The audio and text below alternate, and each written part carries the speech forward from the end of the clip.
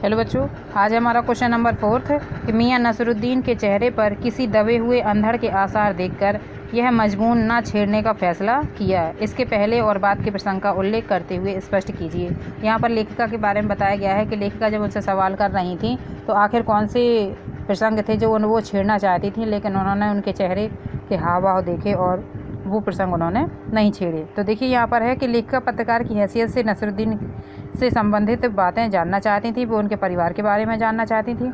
उनकी बातों से अधिक परेशान हुए नसरुद्दीन शाह जब उन्होंने बादशाह के बारे में पूछा, क्योंकि बादशाह के बारे में उन्होंने पूर्वजों से सुन रखा था। उन्हें क्लियर जानकारी इसकी नहीं थी, इसलिए वो ठीक नहीं बता पा रहे थे और कहीं ना कहीं वो चाहते थे कि लेखिका क्या है इन सवालों को बंद कर दे, क्योंकि उनके पास सही आंसर नहीं थे। और वास्तव में उन्होंने उनकी बात काटते हुए कारीगर से कहा कि भट्टी जलाओ और रोटियां पकानी हैं। लेखिका ने उनके बेटे बेटियों के बारे में जानना चाहा, पारिवारिक माहौल के बारे में जानना चाहा, लेकिन मियाँ के चेहरे के हाव भाव देखकर उन्हें समझ में आया कि अगर हम सवाल करेंगे तो कहीं ना कहीं क्या है ये सवालों के जवाब नहीं देंगे। तो उन्होंने वो सवाल न पूछकर कारीगरों से संबंधित सवाल पूछ दिए और उन्होंने टकासा भी जवाब दिया या सीधा जवाब दे दिया कि खाली फोकट में नहीं कराते हैं, न खाली शागिर्दगी नहीं है साहब, ये उसमें लिखा हुआ है, देख लीजिएगा।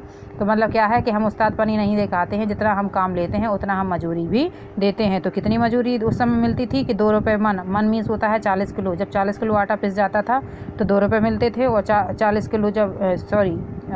किलो मैदा पिस जाती थी तब 4 रुपये मिलते थे।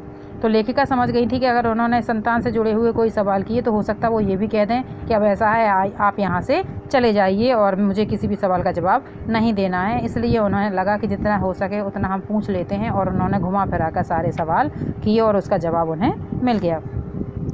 इसके बाद अगला क्वेश्चन है आपका क्वेश्चन नंबर 5 पाठ में मियां नसरुद्दीन का शब्द चित्र लेखिका ने कैसे खींचा। तो शब्द चित्र का मतलब होता है कि बताना है कि लेखिका ने बताया किस तरह है कि आखिर वो कैसे दिखते थे। तो पाठ में आप कह सकते हो जब पूरा लेसन आपने पढ़ा होगा तो थोड़ा बहुत चित्र आपके सामने भी आया होगा। तो पाठ में मियां नसरुद्दीन का शब्द चित्र लेखा ने कुछ इस प्रकार खींचा है कि मौसमों की मार से पका चेहरा, मतलब चेहरे पर क्या है झुर्रियाँ पड़ चुकी थी, आँखों में काइयाँ मतलब कालापन और भोलापन, और पेशानी से मजे हुए कारीगर के तेवे, मतलब चेहरे से कहीं ना कहीं उम्र दराज व्यक्ति भी मालूम होते थे और ये भी पता चलता था कि वास्तव में इनके अंदर हुनर कूट कर भरा हुआ है। आगे है आपका पाठ के आसपास क्वेश्चन नंबर 1 है मियां नसरुद्दीन की बातें, कौन सी बातें आपको अच्छी लगीं। तो वैसे तो हम चाहेंगे कि इस क्वेश्चन का आंसर आप लोग स्वयं दें, क्योंकि बहुत अच्छा लेसन था, सिंपल सा लेसन था। एक आध पॉइंट मैं आपको बता दे रही हूँ।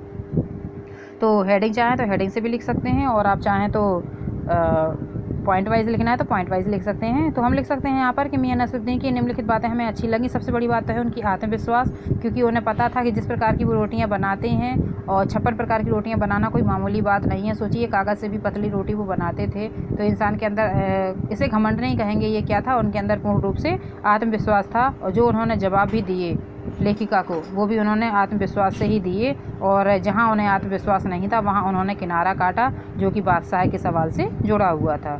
ठीक है। दूसरा आप यहाँ पर लिख सकते हैं अपने पेशे से उन्हें लगाव बहुत था, इसको डिटेल में लिख लीजिएगा।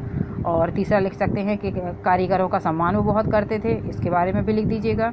और चौथा लिख सकते हैं कि उनके नेचर के बारे में कि इतना सब कुछ होने के बाद भी उनके अंदर घमंड नाम की चीज़ नहीं थी। तो आज के लिए इतना ही काफ़ी है। क्वेश्चन नंबर 2 हम कल करेंगे, तालीम की तालीम वाला। Thank you.